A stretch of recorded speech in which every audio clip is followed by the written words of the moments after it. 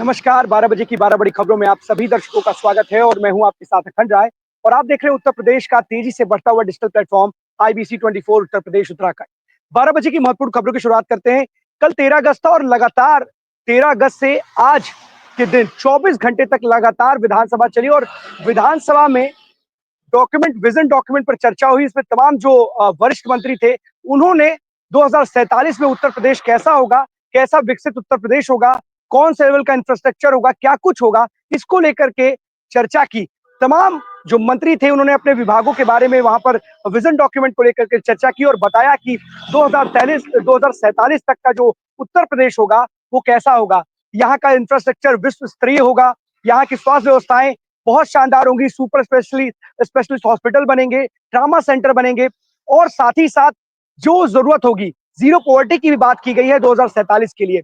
और कहीं ना कहीं ये चर्चा इसलिए महत्वपूर्ण थी कि शायद 24 घंटे तक जिस तरीके से सत्र चलने की बात की और लगातार ये सत्र 24 घंटे तक चला और कहीं ना कहीं जो मंत्री थे वो अपने विभागों का उन्होंने प्रेजेंटेशन दिया और बताया कि कैसे 2047 तक जो उत्तर प्रदेश है वो विकास की गति में योगदान देगा और पूरे जितने भी हमारे देश में राज्य है उसमें सबसे आगे विकसित राज्य के में सबसे ऊपर सबसे पहले पायदान पर होगा। इसी का खाका तैयार किया गया था और इसी के लिए जो ये सत्र रखा गया था उसमें सबसे महत्वपूर्ण ये दिन था क्योंकि इसी दिन विजन डॉक्यूमेंट को लेकर के चर्चा होनी थी। और सबसे बड़ी बात है कि इसमें कई सारी चीजें हुई, तमाम जो विपक्ष है वो लगातार सरकार पर जरूर हमलावर हुआ, लेकिन सरकार के जितने भी मंत्री थे उन्होंने विजन डॉक्यूमेंट को लेकर के सरकार के जो विकास की गति देनी है, जीरो पॉवर्टी की बात करनी है, इंफ्रास्ट्रक्चर की बात करनी है, स्वास्थ्य व्यवस्थाओं की बात करनी है, इन सभी को लेकर के खाका बताया कि किस तरीके से 2047 तक उत्तर प्रदेश एक नई इबारत लिखता हुआ नजर आएगा और कहीं ना कहीं जिस तरीके से विकास की गति में पहले पायदान पर खड़ा हुआ जरूर नजर आएगा। एक और खबर आपको बताते हैं, जब इस पूरी डॉक्यूमेंट विजन पर चर्चा हो रही थी उस दरमियान समाजवादी पार्टी की जो विधायक है पूजा पाल, उन्होंने एक बात कही जिसके बाद कहीं ना कहीं ये जो वीडियो है, जो उनका बयान है, ये सोशल मीडिया पर वायरल है। पहले ये बयान आपको सुनाते हैं समाजवादी पार्टी की विधायक पूजा पाल। मैंने अपना पति खोया है जो इस सदन के माननीय सदस्य थे। ये बात किसी से छिपी नहीं है, पूरा सदन जानता है कि उनकी हत्या कैसे हुई थी और किन लोगों ने की थी। मैं धन्यवाद देना चाहती हूँ माननीय मुख्यमंत्री जी को, जिन्होंने मेरे छुपे हुए उन आंसुओं को देखने का काम किया जो वर्षों में किसी ने देखने का काम नहीं किया। मेरा दुख, मेरा तकलीफ माननीय मुख्यमंत्री जी ने देखने का काम किया और सही मायने में मुझे न्याय दिलाने का और देने का काम किया। माननीय अधिष्ठाता महोदय जी, मुझ जैसे पता नहीं कितने प्रयागराज में पीड़ित परिवार को माननीय मुख्यमंत्री जी ने ऐसे अपराधियों को दंड दे करके उनको न्याय दिलाने का काम किया है। पूजा पाल साफ तौर पर मुख्यमंत्री योगी आदित्यनाथ की जीरो टॉलरेंस नीति के तहत बता रही थी कि उनकी जीरो टॉलरेंस नीति के तहत एक बड़े माफिया का अंत हुआ और उनको ही नहीं बल्कि अनेक महिलाओं को भी न्याय मिला है। और सबसे बड़ी बात है कि समाजवादी पार्टी के विधायक है पूजा पाल, लेकिन जिस तरीके से उन्होंने मुख्यमंत्री योगी आदित्यनाथ की जीरो टॉलरेंस की नीति के तहत बयान दिया और बताया है कि अपराधी का कैसे अंत हुआ है, कहीं ना कहीं विपक्ष में भी इस बात को लेकर के सवाल खड़े हुए क्योंकि उनके ही विधायक है ये और वो मुख्यमंत्री योगी आदित्यनाथ की तारीफ करती हुई नजर आ रही है। तो कहीं ना कहीं सवाल जरूर खड़े क्योंकि लगातार जो विपक्ष है वो जीरो टॉलरेंस या न्याय को लेकर के, सुरक्षा व्यवस्था को लेकर के योगी सरकार को कटघरे में खड़े करने की कोशिश करता था, लेकिन जिस तरीके से सदन में समाजवादी पार्टी के विधायक ने ये पूरा बयान दिया है, अपने आप में विपक्ष को ही एक तरीके से घेरने का काम और योगी आदित्यनाथ की तारीफ करने का काम किया। अब चलते अपने सभी सहयोगियों के पास, हमारे साथी हमारे साथ जुड़े हुए हैं, एक एक करके उनके पास चलते हैं। सबसे पहले हमारे साथ जो जुड़ रहे हैं वो इंद्रवीर हैं। इंद्रवीर, कौन सी बड़ी खबर है रायबरेली से आज की?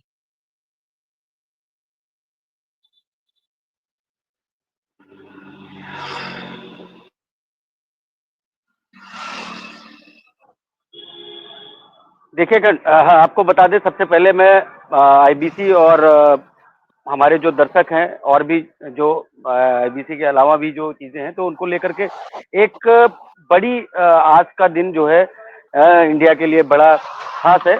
और खास क्यों, क्योंकि इसको एक हम उस तरीके से भी देखते हैं, लेकिन सबसे पहले 15 अगस्त 2025 की आने वाले स्वतंत्रता दिवस की हम शुभकामनाएं देते हैं अपने भारतवासियों को। और आज का दिन एक षड्यंत्र रचित दिन था हमारे देश के लिए। 1947 में जिस तरीके से षड्यंत्र रचा गया और उस षड्यंत्र के शिकार कई हमारे देश के नौजवान, युवक, बच्चे, बूढ़े, कई ऐसे लोग हुए जिन्होंने अपने प्राणों की आहुति दी। और ये दिन 14 अगस्त 1947 का विभाजन का दिन था, जब ये घोषणा हुई थी और चारों तरफ अफरा-तफरी मची थी। उसी को लेकर के आज रायबरेली में भी जो है DM Harshita Mathur, Raebareli SP doctor Yashveer Singh और भी जो आला प्रशासनिक हैं, सीडीओ अर्पित उपाध्याय, ऐसे कई आला अधिकारी आज सामुदायिक केंद्र रतापुर, रायबरेली, लखनऊ, प्रयागराज मार्ग पर जो स्थित है वहां पर गए और एक प्रदर्शनी वहां पे आयोजित की गई। वहां पे स्कूली बच्चे भी आए और प्रदर्शनी के माध्यम से बताया गया कि जो है 1947 14 अगस्त 1947 को क्या हुआ था, जिसे हम अगर बात करें तो विभाजन विभीषिका स्मृति दिवस विभीषिका दिवस के रूप में भी मनाते हैं। जाता है। और हमारे पास हमारे जो डीएम हर्षिता माथुर है उनकी एक बाइट भी है और हम कहेंगे अपने इनपुट से कि वो बाइट है और एक तस्वीर है।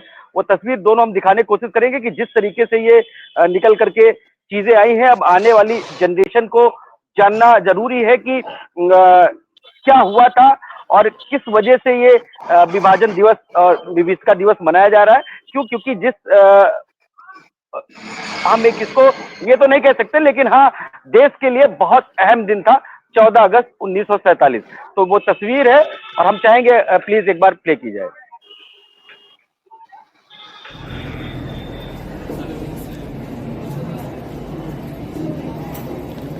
गर्ल्स नीचे आ जाएं, सभी एनएसपीएससी गर्ल्स नीचे आ जाएं, बिना शोर किए नीचे आ जाएं।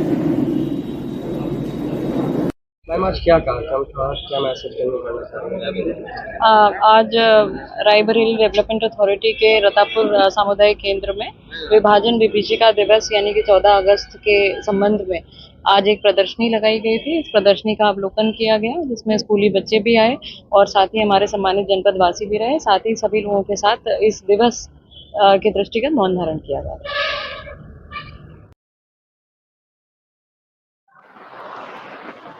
जी बिल्कुल इंद्रवीर, सबसे बड़ी बात है कि विभाजन विभीषिका स्मृति दिवस 2021 से मनाया जा रहा है और देश के प्रधानमंत्री नरेंद्र मोदी ने इसकी शुरुआत की थी। और सबसे बड़ी बात है कि आज इस अवसर पर प्रदेश के मुखिया योगी आदित्यनाथ ने भी बातें की और सबसे बड़ी बात है कि उन्होंने करारा हमला बोला है विपक्षी पार्टी कांग्रेस पर। उन्होंने बोला है कि विभाजन के लिए अगर कोई जिम्मेदार है तो वो कांग्रेस। सत्ता के लालच में देश का बंटवारा कराने का काम किया था कांग्रेस ने और कोई लेकर के आज बड़े मुखर नजर आए मुख्यमंत्री योगी आदित्यनाथ। और उन्होंने आज जीपीओ में जो प्रदर्शनी लगी थी उसके बाद ये बयान दिया और स्पष्ट रूप से उन्होंने बताया कि किस तरीके से विभाजन के लिए मुख्य रूप से कांग्रेस।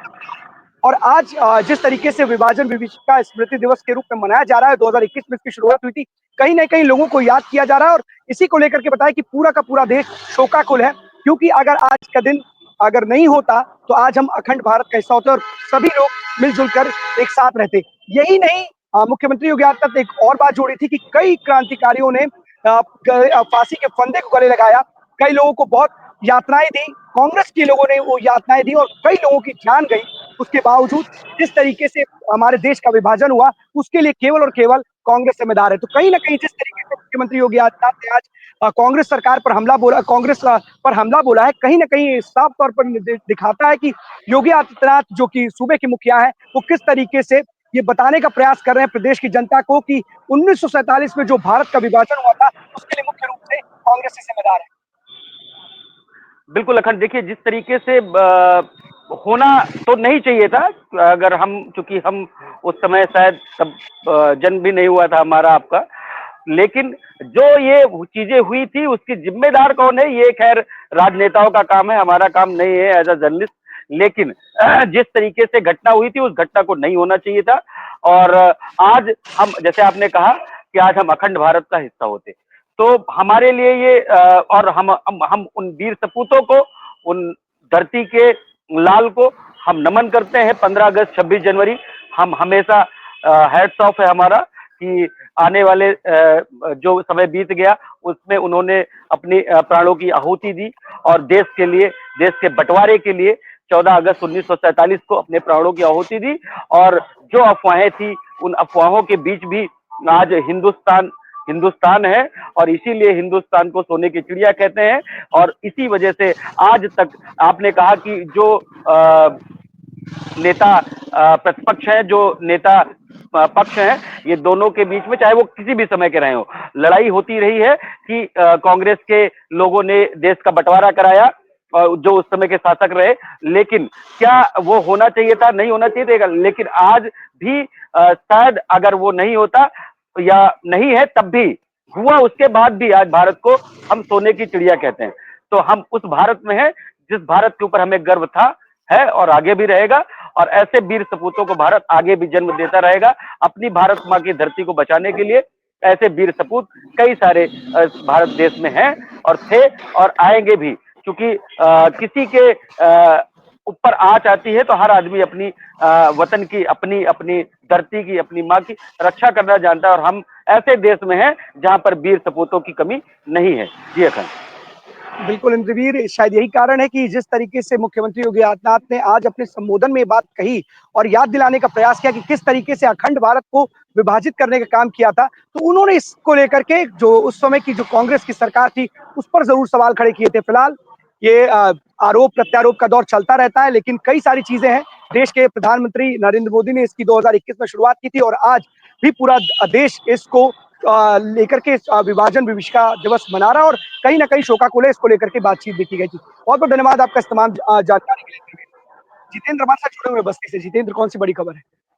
बिल्कुल अखंड में बस्ती से बड़ी खबर की बात की जाए तो सबसे बड़ी खबर अगर इस समय बात की जाए तो जिस तरीके से एक डीसीआरबी में तैनात उत्तर प्रदेश का जो पुलिस है उसने अपनी पत्नी को मात्र शादी के 10 दिन के बाद ही चाकू से गोदकर उसकी हत्या कर दी। फिलहाल आपको बता दें कि अखंड मामला जो जिस तरीके से है, क्योंकि जो लड़की है वो लड़की जो है बस्ती कोर्ट में जो है वो संविदा पे थी और टाइपिंग का काम करती थी। फिलहाल जो सिपाही है वो लगातार कोर्ट में आता था जिनसे दोनों में प्यार जो है परवान चढ़ा और लगभग जो है 2.5 साल तक दोनों का संबंध रहा। लेकिन उसके बाद आखिर अखंड ऐसा क्या होता है कि शादी करने के बाद, कोर्ट मैरिज होने के बाद में ठीक मात्र उसके 10 दिन के बाद ही पति ने जो है चाकू से गोद की हत्या की और स्वयं उसने ही पुलिस को फोन करके इस बारे में जानकारी दी। फिलहाल मामला जिस तरीके से देखा गया, पुलिस के उच्च अधिकारी मौके पे वहां पहुंचने के बाद में बॉडी को लिया गया, पोस्टमार्टम के लिए भेजा। लेकिन सबसे बड़ा सवाल यह है कि आखिर पति ने ही अपनी पत्नी की हत्या क्यों की? ये सवाल अभी भी सस्पेंस बना हुआ है। पुलिस ने भी अभी तक इस बात का कोई खुलासा नहीं किया है कि आखिर पति ने जो है पत्नी के क्यों उसको मारा। लेकिन यह खास तौर पर अगर बात की जाए, पड़ोसियों से हमारी बात हुई तो उन्होंने साफ ये बताया कि दोनों में किसी न किसी बात को लेकर लगातार तू मैं और विवाद जैसी स्थितियां लगातार बनती थी। लेकिन 2.5 साल अखंड बात होती है कि 2.5 साल अगर किसी का प्यार मोहब्बत अगर किया गया, उन लोगों ने 2.5 साल तक संबंध था, तो 10 दिन बाद ही ऐसा क्या बिगड़ गया कि उसको चाकू से उसकी हत्या करनी पड़ी? सवाल यह बना हुआ है। फिलहाल इसका जवाब अभी तक हमें नहीं मिल पाया और इस बारे में बस्ती पुलिस अधीक्षक से बात की जाएगी कि आखिर में गिरफ्तार करने के बाद में उनसे अगर इंट्रोगेशन किया गया तो क्या जानकारी हासिल हुई है, क्यों उसकी हत्या की गई, ये सवाल अभी भी बना हुआ है अखंड। बिल्कुल, देखिए इस तरीके की खबरें लगातार जितेंद्र आती हैं और अगर इतने दिनों तक का संबंध है उसके बाद इस तरीके से अपनी ही पत्नी का कत्ल कर देना, ये कहीं ना कहीं सवाल जरूर खड़े करता है कि ऐसा आखिर क्या हो जाता है कि कुछ दिनों में ही लोग अपने रिश्तों से उब जाते हैं और अपने ही रिश्ते का कत्ल कर देते हैं। देखिए, रिश्ते के कत्ल का इसलिए है क्योंकि तमाम ऐसी खबरें लगातार इस वक्त आ रही हैं और सबसे बड़ी बात है कि जिस तरीके से लोग प्यार में पड़ करके, क्योंकि एक और एक खबर आई जिसमें एक माँ ने अपने ही बच्चे की हत्या कर दी अपने प्रेमी के लिए। सबसे बड़ी बात है कि उसमें घर की आड़े आ रहा था कि उसके पति के देहांत हो चुका था और उसके बाद वो एक लड़के के चक्कर में, प्यार के चक्कर में पड़ गए और उसके देवर ने ये साफ तौर पे कहा कि ये जो घर है ये तभी मिलेगा जब उसका बच्चा बालिग हो जाएगा। इतना ज्यादा मन में उसके वो कहीं ना कहीं डर और खौफ था कि उसको लगा कि मेरे बच्चा ही जो है वो बीच में कहीं ना कहीं रोड़ा पड़ता है। उसने अपने प्रेमी के साथ मिल करके अपने बच्चे की हत्या कर दी। तमाम ऐसी खबरें आ रही, कहीं ना कहीं इस तरीके से रिश्तों के कत्ल की लगातार जिस तरीके से खबरें आ रही हैं, अपने आप में कई सवाल खड़े हो रहे हैं कि जिनसे लोग मोहब्बत करते हैं, प्यार करने के बाद शादी करते हैं, आखिरकार ऐसा क्या हो जाता है कि कुछ ही दिनों में उनकी हत्या पे उतारू हो जाते हैं, उनकी हत्या कर देते हैं। लेकिन सबसे बड़ा सवाल यही है जितेंद्र कि आखिरकार इस तरीके से रिश्तों का कत्ल हो रहा है। तमाम ऐसी घटनाएं लगातार देखने को मिल रही है। कोई ऐसा दिन नहीं बीता होगा जब इस तरीके की कोई घटना सामने ना आए। लेकिन क्या जो पुलिस है इस पूरे मामले पर कुछ बोलने से बच रही? क्योंकि ऐसा नहीं है, क्योंकि पुलिस जब पूछताछ करती है तो शुरुआती प्रेमा फसाई बहुत सारी चीजें निकल करके सामने आती है, लेकिन इस पूरे मामले पर अगर अभी तक पुलिस का कोई बयान नहीं आया तो क्या कुछ निकल करके सामने आ रहा है? बिल्कुल, देखिए पुलिस का बयान ना आने का कारण भी 2 चीज़ों की, जिस तरीके से परिजन ने ये आरोप भी लगाया है कि जो है उसके पति ने उनकी हत्या कर दी है। तो कहीं न कहीं परिवार की अगर बातों पे बात किया जाए, अगर उनके हिसाब से अगर देखा जाए तो परिवार का साफ कहना है कि पुलिस कहीं न कहीं इसमें हो सकता हो पुलिस विभाग के लोग हो सकता हो बचाते हुए नज़र आए। लेकिन वहीं बस्ती पुलिस अधीक्षक अभिनंदन ने साफ ये बात कहा है कि जिस तरीके से उसने फ़ोन पे जानकारी दी, वहाँ पहुँचा गया, वहाँ पहुँच के गिरफ्तार किया गया, वैधानिक कार्रवाई करके जेल भेज दिया गया, लेकिन सवाल वही बना हुआ है कि हत्या क्यों की गई है? सबसे बड़ा सवाल अभी भी ये बना हुआ है। अखंड। अगर बिल्कुल जितेंद्र, अगर कोई तो प्रूफ होगा, अगर आपने वैधानिक कार्रवाई करके उसको जेल भेज दिया तो कोई तो जानकारी आपके पास जरूर होगी, लेकिन फिलहाल अगर इस तरीके की बात है सामने नहीं आई, कुछ दिन बाद हो सकता है कि, लेकिन सवाल यही खड़े होते हैं कि आखिरकार इतने दिनों में प्यार मोहब्बत होने के बाद एक साथ लोग रहते हैं और इस तरीके का कदम कैसे उठा लेते हैं, ये एक बहुत बड़ा सवाल बना हुआ है। बहुत बहुत धन्यवाद आपका इस महत्वपूर्ण जानकारी के लिए बिल्कुल जितेंद्र। अखंड बिल्कुल अखंड मैं अगर समय है तो मैं दूसरी खबर पे भी चला जाना जी चाहूँगा। बताइए। जिस तरीके से अखंड उत्तर प्रदेश में लगातार बाढ़ के कहर देखा जा रहा है, चाहे प्रयागराज की बात की जाए, बनारस की बात की जाए, अन्य अगर मैं बात करूँ संत कबीर नगर सॉरी सिद्धार्थनगर की, तो वहाँ की भी स्थिति भी लगातार भयावह है। लेकिन बस्ती में कहीं न कहीं असर भी देखने को मिल रहा है। पिछली बार आईबीसी ने लगातार खबर भी चलाई थी, स्वयं बाढ़ जैसे हालात वाले क्षेत्रों में हम लोग जाके वहाँ का विज़ुअल भी दिखाया गया था, लाइव घर किस तरह से कटान में गिर रहे थे। लेकिन पिछली बार जो नुकसान हुआ, तो पिछली बार जो 34 घर नदी की कटान में चले गए थे, लेकिन उनको किसी को मुआवजा तो नहीं मिला। लेकिन सवाल ये अखंड खड़ा होता है, इस बार जो बाढ़ की स्थिति बनी हुई है, जो वहाँ पानी है, ठीक है, बाढ़ खंड द्वारा अधिकारियों द्वारा वहाँ पे व्यवस्था की गई है, लेकिन अगर व्यवस्था की गई तो एक वीडियो वायरल हो रहा है जिसमें वहाँ के विधायक जी है इस समय जो है अगर सुभाषपा के विधायक है, उनका साफ मानना है कि वो वहाँ पे गए, वहाँ जाने के बाद में अगर बाढ़ के लिए व्यापक इंतजाम किए गए थे, तो बाढ़ कैसे क्षेत्र में चला आया, बाढ़ का पानी कैसे आया? उन्होंने साफ वीडियो में जो अधिकारी है, उन लोगों को साफ साफ फटकार लगाते हुए दिखाई पड़ रहे हैं कि अगर आप लोगों ने समय से व्यवस्था किया होता, आप नींद से जाग गए होते, आप सोए नहीं होते, तो शायद ये पानी गाँव के किनारे तक नहीं पहुँचता। कर उनका साफ वीडियो सोशल मीडिया में बड़ी तेजी से वायरल है, क्योंकि लगातार जो विधायक है, वो अपने पैरों से जो है अगर बात की जाए तो गिट्टी यानी सड़कों जो पीडब्ल्यूडी सड़क बनाता है, वो तक अपनी गिट्टियों से पैर से अपने उखाड़ते हुए नजर आते हैं। तो कहीं न कहीं उनका जो ये रिएक्शन है साफ भारत के अधिकारियों के ऊपर साफ दिखाई दे रहा है, फटकार लगाते हुए दिख रहे हैं, स्वयं निरीक्षण करते हुए दिख रहे हैं, क्योंकि वो ना तो कीचड़ देखते हैं, ना पानी देखते हैं। उन्होंने फटकार लगाई है, लेकिन सबसे बड़ा सवाल एक वीडियो और वायरल हुआ था, आईबीसी में दिखाया भी गया था, जिस वीडियो में जो बाढ़ खंड के कर्मचारी थे वहाँ पे जिनको काम के लिए भेजा गया था कि आपको बाढ़ की व्यवस्था करनी है, वो वहाँ पे अपने कपड़े उतार के बड़े आराम से ठंडी हवा का आनंद लेते हुए, सोते हुए भी दिखाई पड़ रहे थे। तो अखंड सवाल ये होता है कि उत्तर प्रदेश सरकार अगर आपको पूरे इंतजाम और अगर वहाँ से फंड भेज रही है, पूरी व्यवस्था कर रही है, तो यहाँ के जो अधिकारी है, बाढ़ खंड के अधिकारी है, क्या गाँव वालों के लिए बाढ़ के लिए व्यापक इंतजाम नहीं कर सकते? आखिर ये पैसा कहाँ जाता है? ये पैसा उन ग्रामीणों के लिए आ रहा है। लेकिन सवाल जस का तस बना हुआ है अखंड कि अगर इस बारे में विधायक को अगर कदम उठाना पड़ रहा है, तो सबसे बड़ा सवाल सोचने वाला यही है अखंड। बिल्कुल सही बात है जितेंद्र की, जिस तरीके से लगातार अपनी ही सरकार से सवाल पूछ रहे हैं विधायक, ये अपने आप में एक बड़ी बात है। क्योंकि देखिए विधायक किसके ऊपर सवाल खड़े करे, क्या विपक्ष का विधायक सवाल खड़े करे या पक्ष का विधायक सवाल खड़े करे या कोई मंत्री सवाल खड़े करे? आखिरकार इन अधिकारियों को क्या हो गया है? मंत्री भी अपनी बेरुखी बताते हैं और खुले मन से बताते हैं कि अधिकारियों की बात नहीं सुन रहे। अगर इस तरीके का फंड उत्तर प्रदेश सरकार देती है कि जनता के हित के लिए लगाया जाए, बाढ़ नियंत्रण के लिए लगाया जाए, लेकिन ऐसा कौन सा नियंत्रण है कि वो बाढ़ में जब आती है तो वो काम ही नहीं करता? ये अधिकारी कौन से ऐसी टेक्नोलॉजी का इस्तेमाल करते हैं कि उनको पता ही नहीं चल पाता कि इससे बाढ़ रुकेगी या नहीं रुकेगी, कटान रोक पाएंगे या नहीं रोक पाएंगे? तो सवाल तो खड़े होंगे ही ना। इतनी बड़ी तादाद में फंड आता है, लेकिन वो फंड जाता कहाँ है, किस जगह पर उपयोग होता है, समझ से परे है।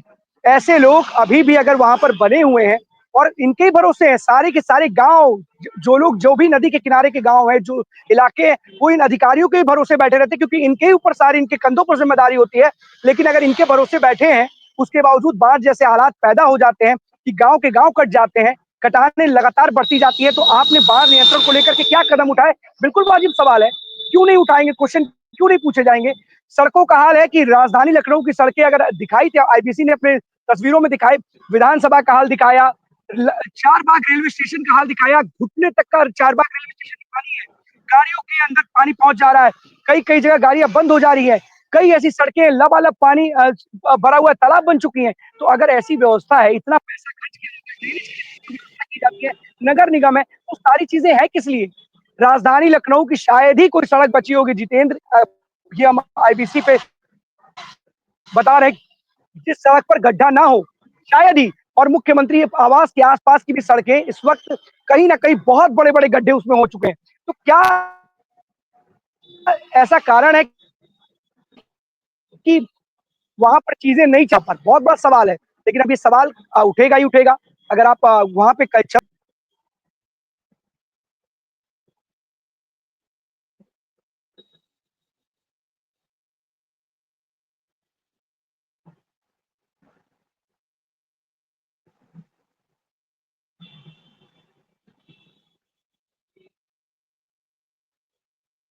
अपने आप से जिस तरीके से सड़कों का हाल है और जो हालात हैं राजधानी के, वो बयां करते हैं कि किस तरीके से जो जिम्मेदार अधिकारी हैं वो काम कर रहे हैं। अगर जिम्मेदारी इतनी होती तो सड़कों का हाल इतना बुरा नहीं होता। जो नई नई सड़कें बनती हैं वो भी गड्ढे से भर जाती है पूरे के पूरे। अब तो समझ में नहीं आता कि सड़क है या गड्ढे वाली सड़क है, और इसलिए सवाल खड़े होते हैं। और इसी को लेकर के आज समाजवादी पार्टी के मुखिया अखिलेश यादव ने तंज कसा है सरकार पर कि इतने करोड़ की वसूली टोल टैक्स की होती है, आगरा एक्सप्रेस पर वे बना है, लेकिन वहां पर भी इतने बड़े बड़े गड्ढे हो गए। तो अगर टोल टैक्स की वसूली होती है तो क्यों नहीं उन गड्ढों को भरा जाता है? यहां तक कि उन्होंने बोला कि अगर इस पर सरकार नहीं गौर करेगी तो हर गड्ढे में एक कार्यकर्ता, एक सामाजिक व्यक्ति खड़ा होगा। तो इस तरीके से सवाल सरकार से पूछे जाते हैं, सरकार तंज कसे जाते हैं, लेकिन जो जिम्मेदार अधिकारी हैं उनको ना जाने कोई इस तकनीक के बारे में नहीं पता कि किस तरीके से ऐसी सड़कें बनाई जाए कि कुछ दिनों तक वो चले। अगर एक बारिश तक नहीं झेल पाती ऐसी सड़कें तो उन सड़कों के बनाने का लाभ क्या है, ये अपने आप में एक बड़ा सवाल है। बहुत बहुत धन्यवाद आपका इस महत्वपूर्ण जानकारी के लिए जितेंद्र। अभिषेक सिंह भदोही से जुड़ चुके हैं। अभिषेक, कौन सी बड़ी खबर है? जी, अखंड अगर बात की जाए भदोही की, तो भदोही की बड़ी खबर ये रही, भदोही में कल तिरंगा यात्रा ट्रैक्टर से निकाली गई और उसमें उस तिरंगा यात्रा में शिरकत करने वाले थे ब्रजभूषण शरण सिंह, जो गोंडा के पूर्व सांसद हैं। लेकिन प्रशासन ने भदोही में अनुमति नहीं दी, जिसके कारण वह कार्यक्रम रद्द करना पड़ा। इसके बावजूद भी जो आयोजक थे डीएम सिंह गहरवाल, उन्होंने प्रशासन के खिलाफ जो है कि आकर के ट्रैक्टर रैली निकाली और एक संदेश दिया कि जो रैली है ये किसानों की रैली है, और किसानों की रैली को रोकना और तिरंगे यात्रा को रोकना ये कहीं ना कहीं बड़ा सवाल है। दूसरी खबर ये रही भदोही से कि भदोही में लगातार अब तिरंगा यात्रा नई सुगबुगाहट देखने को मिल रही है। ज्यादातर जगहों पर, चाहे भारतीय जनता पार्टी हो, चाहे समाजवादी पार्टी हो, जो भी राजनीतिक घटक हैं, सारे लोग एक साथ मिल करके स्वतंत्रता दिवस जो है कि मना रहे हैं। बिल्कुल अभिषेक, लेकिन सबसे पहले आपके जो इस तरीके जो आपने खबर बताई उस पे आते कि आखिरकार वजह क्या क्यों आ रही कि उन्होंने इस रैली को अनुमति नहीं दी? जी, अखंड जी, जो जानकारी मिल रही है, जो वजह बताया गया है, जो वजह बिल्कुल निराधार है। उसमें वजह में यह बताया गया है कि जो हेलीपैड जहां बनने थे वहां पानी लगा हुआ था, कीचड़ था, और समस्या ये दिख रही है कि प्रशासन जो है कि मुस्तैद नहीं रह पाएगी, क्योंकि स्वतंत्रता दिवस पर विशेष जो है कि कार्यक्रम प्रत्येक जगह चल रहे हैं। जो आवागमन के लिए रोडें चिन्हित की गई थी कि इस रास्ते से ट्रैक्टर आएंगे, उस रास्ते का भी जिक्र किया गया कि इस रास्ते पर भीड़ भाड़ ज्यादा होते हैं। तो कहीं ना कहीं बस यहाँ के प्रशासन की मंशा ये थी कि कार्यक्रम को न कराना। साफ तौर से जो दिखता हुआ नजर आ रहा है, कल हम लोग हेलीपैड पर भी गए देखने के लिए कि वास्तव में ये जो प्रशासन हवाला दे रही है कि हेलीपैड नहीं उतर पाएगा, कीचड़ है, लेकिन ऐसा कुछ वहां देखने को नहीं मिला। बिल्कुल वहां पानी भी नहीं लगा था, और वहां जो भी व्यवस्थाएं होनी चाहिए, जैसे कि जो पानी लग जाने के पर जो राबिस की व्यवस्था, ईंट एवं जो भी मटेरियल्स रहने चाहिए हेलीपैड बनने के लिए, वो बिल्कुल वहां पर मौजूद मिले। और कहीं ना कहीं उसके बाद किसानों में रोष भी देखने को मिला। जो एक किसान समृद्धि यात्रा का नाम दिया गया था, इसके बाद किसान समृद्धि यात्रा को अचानक स्थगित करना और बस एक फरमानी जो है कि बातों को रख करके कि इस कार्यक्रम को हमें नहीं कराना है, तो ये कहीं ना कहीं बड़ा सवाल उठ रहा है भदोही के किसानों में, और किसानों में बेहद रोष व्याप्त है इसका। क्योंकि पूर्वांचल की अगर बात की जाए तो पूर्वांचल में अभी तक कोई किसानों की ट्रैक्टर रैली नहीं हुई थी अभी तक, और ट्रैक्टर में सवार होकर के किसान तिरंगा यात्रा करते, इससे कहीं न कहीं सरकार को भी एक संदेश पहुँचता कि भदोही में किसान अभी भी बिल्कुल एक्टिव हैं, वो भी देश के प्रति जहाँ बात होती है हर घर तिरंगे की, तो बिल्कुल ये बात स्वाभाविक है कि आप भी समझ रहे हैं कि हर व्यक्ति की एक पहचान होती है और किसानों की तो सबसे बड़ी पहचान देश की प्रेम है और लगातार किसान हमारे देवता माने जाते हैं, अन्नदाता कहा जाता है। तो ये जो प्रशासन ने अनुमति नहीं दी, ये कहीं न कहीं बड़ा सवाल उठता है भदोही प्रशासन पर। अब बिल्कुल अभिषेक, क्योंकि सवाल तो खड़े होंगे, क्योंकि अगर कोई किसी रैली के लिए कोई अनुमति मांगी जाती है तो प्रशासन उसकी बहुत सारी कोई जरूरत होगी, या उनको लगा होगा कि इस रैली की अनुमति देने से या कानून व्यवस्था या फिर रोड पे ट्रैफिक हो सकता है बाधित हो, इसकी वजह से उसने अनुमति ना दी हो। अगर वो जरा प्ले हो जाए तो वो बिल्कुल भी ठीक रहेगा, हर दर्शकों को देखने को मिलेगा। मैंने विजुअल्स भी भेजे हैं, जिसमें जो आयोजक थे टीएम सिंह गहरवाल, उन्होंने आरोप भी लगाया है, अगर वो हमारे दर्शकों को सुनाया जाए तो ज्यादा ठीक रहेगा। जी बिल्कुल अभिषेक, उस विजुअल को भी दिखाएंगे और बताएंगे। देखिए किस तरीके से वहां के जो इस आयोजक करता थे वो किस तरीके से आरोप ही लगा रहे हैं प्रशासन पर कि उनको अनुमति नहीं मिली है, वो विजुअल हम दिखाएंगे। लेकिन एक और खबर पे जरा चर्चा कर लेते हैं, क्योंकि जो चर्चा है वो एक मंत्री से ही जुड़ी हुई है। दिनेश प्रताप सिंह है, जी मंत्री हैं, और उन्होंने अपने एसीएस को एक पत्र लिखा है और उस पत्र में उन्होंने साफ तौर पर विधायकों की नाराजगी का हवाला देते हुए एसीएस को पत्र लिखा, और उन्होंने बताया कि कई बार ऐसा होता है कि विधायकों का, जनप्रतिनिधियों का, माननीय सांसदों का फोन जो है वो नहीं उठाते अधिकारी। इसको लेकर के उन्होंने शिकायत दर्ज कराई, और उन्होंने बताया है कि किस तरीके से विधायकों का जो प्रोटोकॉल है वो मुख्य सचिव के स्तर का होता है, उससे भी बड़ा होता है, लेकिन अधिकारी मनमानी करते हैं, इनका फोन नहीं उठाते। और इसको लेकर उन्होंने बताया कि अवमानना है ये, अगर आप फोन नहीं कर उठाते हैं जनप्रतिनिधियों का, तो ये अवमानना की श्रेणी में आता है। और इसको लेकर के बताया कि कई बार वो समीक्षा बैठक में गए और उन्होंने खुद अधिकारियों से जनप्रतिनिधियों को फोन मिलाया, तो देखा और उन्होंने पाया कि उन जनप्रतिनिधियों का जो अधिकारियों के मोबाइल में नंबर तक सेव नहीं है। उन्होंने इसके बाद अधिकारियों को निर्देशित किया कि आप लोग अपने जनप्रतिनिधियों का फोन नंबर जरूर सेव करें, और अगर आपके पास जनप्रतिनिधि फोन करते हैं तो आप उनको ससम्मान उनसे वार्तालाप करें, और उनसे जो भी चीजें उन्होंने जो डिटेल मांगी है उसे आप तुरंत उनको उपलब्ध कराएं। अगर किसी कारणवश विलंब होता है तो उसको उसकी जानकारी दें। यही नहीं, उन्होंने बोला है कि अगर कोई कार्य निर्माण कार्य हो रहा है या निर्माण कार्य शुरू होने से पहले भूमि पूजन उन विधायकों, उन जनप्रतिनिधियों से ही कराने की कराएं, और अगर किसी वजह से वो वहां नहीं पहुंच पाते हैं उसमें, तो जब वो लोकार्पण हो या सारी चीजें हो रही हो, तो उनके द्वारा, विधायकों के द्वारा निरीक्षण करवाया जाए और फोटो क्लिक करवा करके उसे मीडिया और सोशल मीडिया में प्रसारित की जाए। तो कहीं ना कहीं जिस तरीके से राज्य मंत्री हैं दिनेश प्रताप सिंह, उन्होंने ही अपने अधिकारी को पत्र लिखा है और जनप्रतिनिधियों के फोन ना उठाने की शिकायत को लेकर के उन अधिकारी में साफ तौर से निर्देशित किया और चेतावनी दी है, क्योंकि चेतावनी भरे लहजे में उन्होंने कहा है कि ठीक नहीं होगा और ये अवमानना का मामला है। तो इस तरीके की तमाम शिकायतें आ रही हैं, और उत्तर प्रदेश सरकार में जो मंत्री हैं एक एक करके, AK शर्मा ने भी इसी तरीके की बात की, और तमाम ऐसे लोग हैं वो लगातार इस तरीके की बात करते आ रहे हैं। तो कहीं ना कहीं सरकार और जो विधायक है, जो जनप्रतिनिधि हैं, उनको लग रहा है कि उनकी बात जो अधिकारी हैं वो नहीं सुन रहे, और तमाम जगहों पर ये चर्चा है कि जो अधिकारी हैं वो अपने मन मुताबिक काम कर रहे हैं और जनप्रतिनिधियों की नहीं सुन रहे। विधायक भी इस तरीके का आरोप लगा रहे हैं। फिलहाल इस जो खबर है ये चर्चा का विषय बनी हुई है कि क्योंकि जिस तरीके से मंत्री ने लेटर लिखा है ये अपने आप में चर्चा का विषय जरूर बना हुआ है।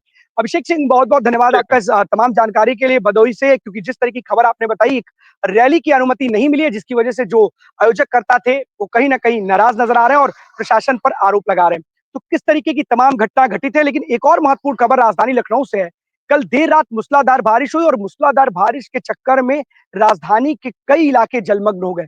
विधानसभा हो, चारबाग रेलवे स्टेशन हो, या कोई भी ओवरब्रिज हो, उसके नीचे घुटनों तक पानी लग गया था। कई जगह तो गाड़ियां तक फंस गई, और कभी भी कई ऐसे इलाके हैं जहां पर पानी लगा हुआ है। कानपुर रोड पर जाम लगा हुआ है, करीब 1 किलोमीटर का ये जाम बताया जा रहा है। और सबसे बड़ी बात है कि जैसे ही पानी बरसता है और मूसलाधार बारिश होती है तो कहीं ना कहीं जो सड़कें हैं वो तालाब बन जाती है। और राजधानी लखनऊ की अगर सड़कों का हाल ये होगा तो प्रदेश की अन्य सड़कों का क्या हाल होगा, ये अपने आप में सवाल खड़े करती है। और नगर निगम के भी उन तमाम दावों की पोल खोलती है, स्मार्ट सिटी के दावों की पोल खोलती है, जिसमें दावा किया जाता है कि राजधानी लखनऊ में सब कुछ बेहतर है, स्मार्ट सिटी है। लेकिन इतना जरूर है कि बारिश में राजधानी पानी पानी हो जाती है, चारों तरफ पानी ही पानी नजर आता है। और अगर जब पानी जाता है तो अपने निशान छोड़ करके जाता है, सड़कों पर बड़े बड़े गड्ढे देखने को मिलते हैं। तो कहीं ना कहीं 2047 का विजन पेश कर रही है उत्तर प्रदेश सरकार, जो 24 घंटे तक उसने पेश किया और बताया भी। लेकिन इसमें एक महत्वपूर्ण बात है कि जो भी कार्य कराया जाए उसकी गुणवत्ता ऐसी होनी चाहिए कि कुछ वर्षों तक चले।